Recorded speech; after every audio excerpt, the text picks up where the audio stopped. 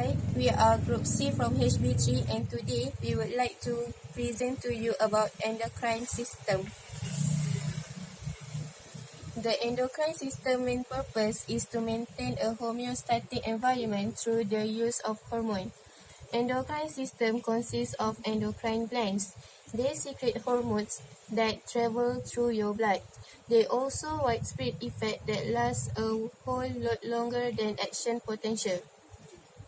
Endocrine glands are essentially groups of endocrine cells that are dedicated to perform a specific function. The endocrine glands are scattered all over the place from your brain to your throat, to your kidney and to your genitals. A gland is just any structure that makes and secretes a hormone, and the master of glands in your body is the pituitary, which produces many hormones that signal other glands like the liver, mammary gland, adrenal gland, gonad, thyroid gland, and others to make their own hormone. Technically, the hypothalamus in your brain is in the endocrine club too. Then, in addition to all of its busy brain duty, it does produce and release hormones. A hormone can only trigger a reaction in specific cells. Before we continue, we should know that we have many hormones in the body that perform different functions or have different response.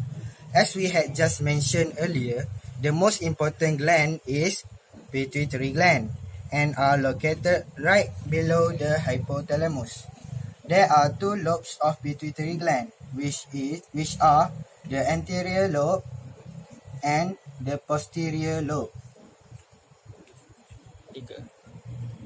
Certain neurosecretory cells in the hypothalamus synthesize antidiuretic hormone and oxytocin, which are transported to the posterior in pituitary gland where they are stored. Antidiuretic hormone enhance water reabsorption in the kidney by increasing the permeability of a distal convoluted tubule towards water, while oxytocin inducing contraction and milk ejection. Neurosecretory cells in the hypothalamus secrete hypothalamic-releasing and inhibiting hormones and enter a capillary network within the hypothalamus. Hypothalamic-releasing and inhibiting hormones regulate the secretion of various hormones by anterior pituitary. The growth hormone secreted by anterior pituitary gland will stimulate liver to secrete insulin like growth factor 1 for bone growth.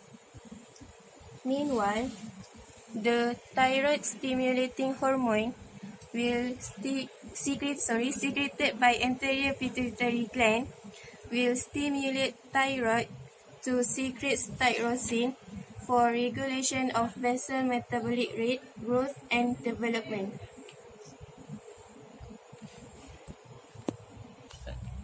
Anterior pituitary gland also secrete adrenocorticotropic hormone that will stimulate adrenal gland to release adrenal hormone to regulate our metabolism, immune system, blood pressure, respond to stress, and other essential functions. On the other hand, melanocyte stimulating hormone will stimulate pineal gland to secrete melatonin, which controls skin pigmentation.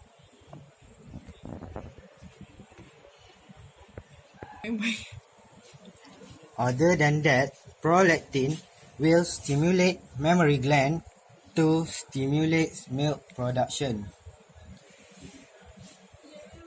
Follicle stimulating hormone and luteinizing hormone will stimulate ovary to produce estrogen and progesterone.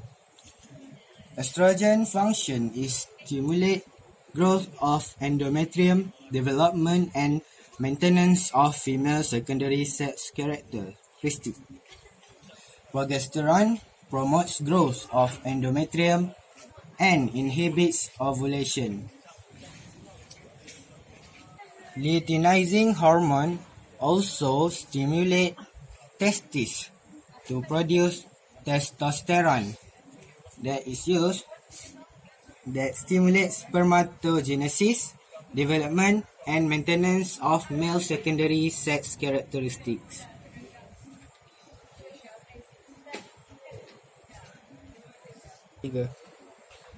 So, we can conclude that our endocrine system plays a vital role in maintaining a homeostatic environment.